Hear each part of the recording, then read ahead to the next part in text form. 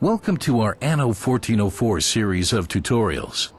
This first tutorial covers information on the civilization levels and ascension rights direct from executive producer Christopher Schmitz and lead game designer Dirk Riegert at Related Designs in Mainz.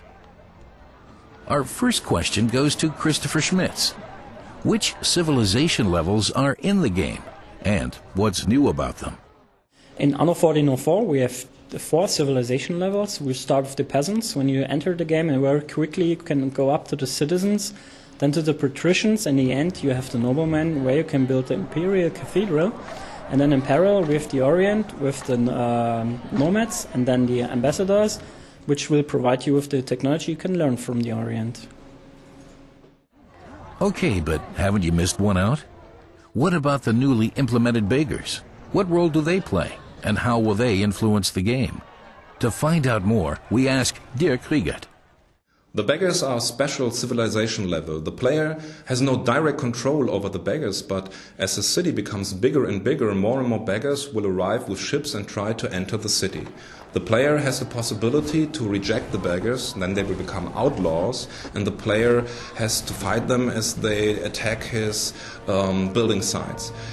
On the other hand, the player has a possibility to grant them begging rights, and then they will beg on the streets, or the player will build hospitals for the beggars and will become well known for his charity. And last but not least, what does one have to know about ascension rights? Christopher Schmitz, the man in the know, answers.